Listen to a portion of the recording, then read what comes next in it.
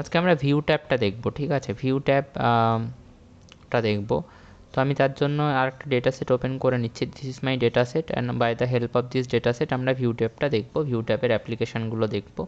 তো প্রথম যে ভিউ ট্যাব সেটা হচ্ছে, ভিউ ট্যাবের ব্যাপারে প্রথম যেটা বলার আমার সেটা হচ্ছে যে ভিউ ট্যাবের যে অপশানগুলো তোমরা প্রথমে দেখতে পাচ্ছ, normal, page break, preview, page layout, custom views. এই নর্মালটা কী বলছে? নর্মালটা আমাদেরকে বলছে যে আমাদের নর্মাল মিন্স আমাদের ডেটা সেটটা নর্মালি কীভাবে, ডেটা সেট বলা উচিত না, আমাদের এক্সেলের যে ফাইলটা বা ওয়ার্কশিটটা সেটা নর্মালি কীভাবে দেখা যাচ্ছে, মানে নর্মাল ইন দ্য সেন্স, ধরো আমি এটা যদি ক্লিক না করি, অন্য কিছু, ধরো এটাই ক্লিক করলাম, এবার আমি যদি নর্মালে ক্লিক করি তাহলে কি হবে, আমাদের ডেটা সেটটা নর্মালি যেভাবে ছিল আমাদের স্ক্রিনের উপরে, অর্থাৎ আমরা সব ডেটা সুন্দর দেখতে পাচ্ছিলাম স্ক্রিনের উপর, সেইভাবে চলে আসবে। So this is the function of normal. It is not a very specific thing, I mean it is not a very special thing to be done with, মানে বেসিক একদম।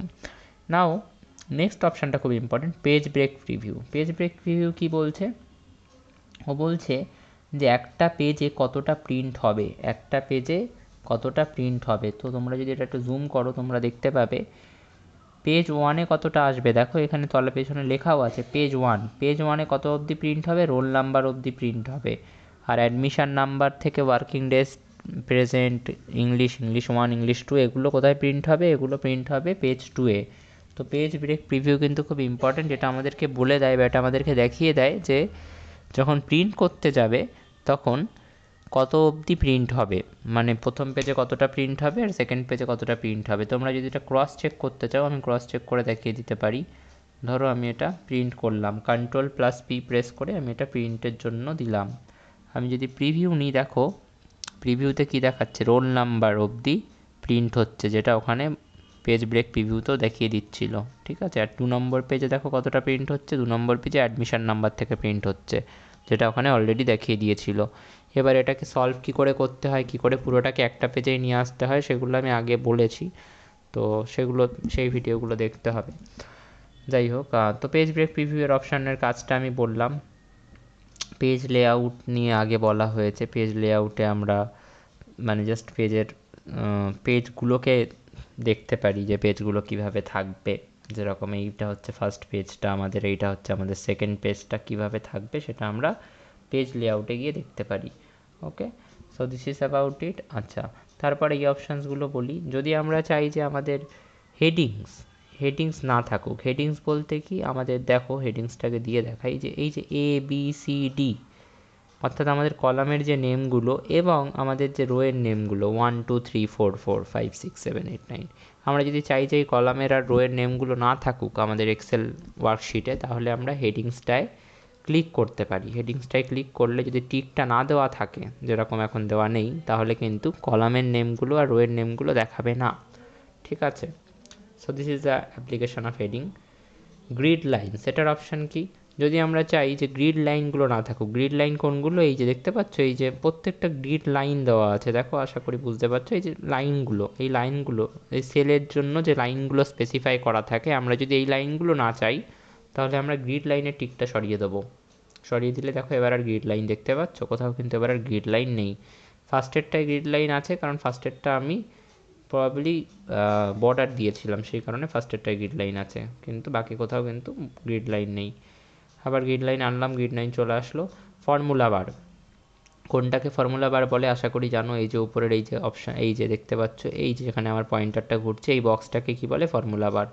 তোমরা যদি চাও যে ফর্মুলা বারকে আমরা দেখবো না, ফর্মুলা বারকে আমরা দেখবো না, তাহলে কি করতে পারো? তাহলে তোমরা ফর্মুলা বারকে হাইড করে দিতে পারো। এবার ফর্মুলা বারকে হাইড কিভাবে করে, এই যে এই অপশানের টিকটা সরিয়ে দিলেই দেখো ফর্মুলা বারটা হাইড হয়ে যাবে, আবার প্রেস করলে ফর্মুলা বার শো করবে, ঠিক আছে? নেক্সট অপশানটা বলি জুম। জুমের অপশান কি? জুমের অপশানটা হচ্ছে আমাদের যদি জুম করতে হয়, এটা মানে 200% জুম করতে হয় বা 100% করতে হয় বা 75% করতে হয়, আমরা এটা দিয়ে করতে পারি। যেমন ধরো 100% যদি জুম করি, ওকে করি, দেখো এইরকম দেখাবে।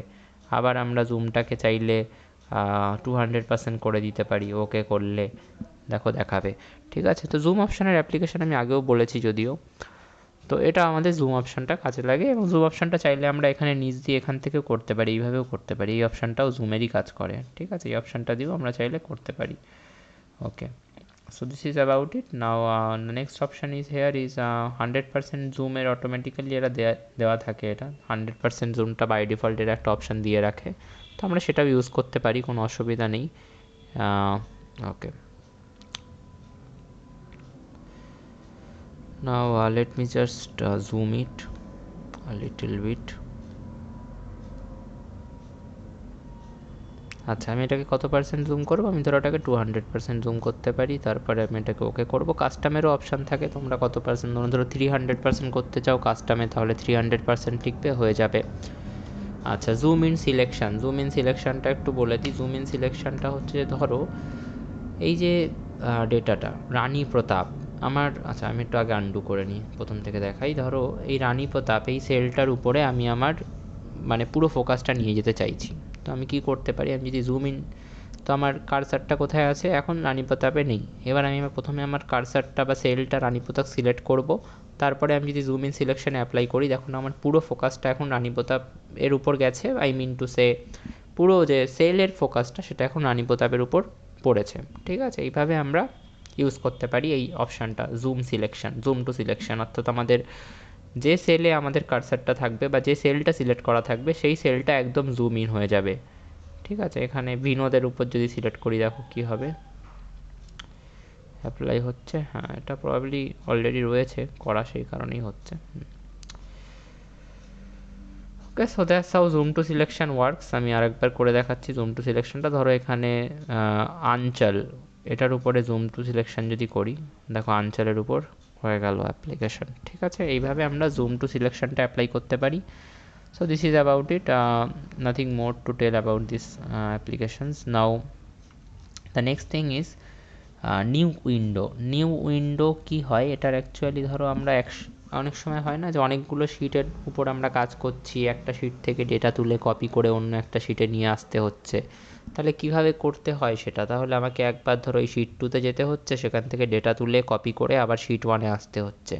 আর আমি যদি এটা বারবার না করতে চাই, তাহলে আমি কি করতে পারি? আমি এখানে নিউ উইন্ডো অপশানটার হেল্প নিতে পারি। নিউ উইন্ডো অপশানে যদি আমি ক্লিক করি, দেখো কি হবে, এখন এক্সেলের উপর ক্লিক করলে দেখো দুটো অপশান চলে এসছে। দুটো অপশান কীভাবে এসছে? একটা আমার এইটা, আর একটা আমার নতুন উইন্ডো চলে এসছে, যেটা আমি সেম ওয়েতে দেখতে পাচ্ছি। মানে সেম ওয়েতে ইন দ্য সেন্স সেম ডেটাটাই ওখানে ওপেন আছে। আচ্ছা, নিউ উইন্ডোর পাশের যে অপশানটা অ্যারেঞ্জড অল, এইটা খুব ইম্পর্ট্যান্ট অপশান। এটা আমাদেরকে অপশান দেবে যে আমরা আমাদের ডেটা সেট মানে এক্সেলটাকে কীভাবে সাজাতে চাইছি। টাইলড মানে কি? টাইলড মানে হচ্ছে ও আমাকে দুটো বা চারটে করা যায়, দুটো ও আমাকে অপশান দেবে, দুটো সাইড বাই সাইড ও আমাকে এক্সেল ওপেন করে দেবে। এবার আমি ফার্স্ট লেফট সাইডের এক্সেলটায় হয়তো শিট 1 খুলে রাখলাম, আর রাইট সাইডের এক্সেলটায় হয়তো শিট 2 খুলে রাখলাম। তারপরে শিট 2 থেকে কপি করলাম, করে শিট 1-এ ডাইরেক্ট বসাতে থাকলাম। আচ্ছা, আমি আগে এটাকে সিলেক্ট করি, জুম আউট করে নিই একটু, কারণ খুব বড় দেখাচ্ছে না হলে এটা। আচ্ছা, তারপরে আবার এটাকে সিলেক্ট করি, এটাকে সিলেক্ট করে নেবে কিন্তু, না হলে কিন্তু হবে না। ওকে, এটাকে সিলেক্ট করে নিই, একটুখানি বড় করে নিই।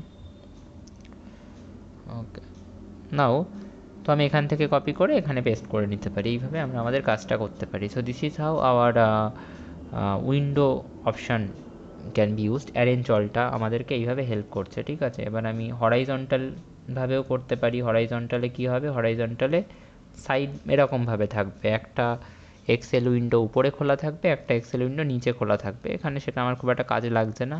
ভার্টিক্যালও করতে পারি। ভার্টিক্যালে কী হবে? ভার্টিক্যালে দেখো পাশাপাশি থাকবে যেরকমভাবে ছিল। আর তাছাড়া আরেকটা অপশান থাকে ক্যাসকেড। ক্যাসকেডটাই কী হবে? যদি তুমি ক্যাসকেডটা অ্যাপ্লাই করো, তাহলে দেখবে মানে একটা শিট তার পিছনে আরেকটা শিট থাকবে, একটা শিট তার পিছনে আরেকটা শিট খোলা থাকবে, এইভাবে অ্যাপ্লাই হবে, ঠিক আছে? তো this is how we can work with it. now basically what we are doing here, we are actually taking this new window option and arrange all option. তো আশা করি বোঝা গেছে arrange allটা কী কাজে লাগে, নিউ উইন্ডোটা কী কাজে লাগে। Okay, so this is about it.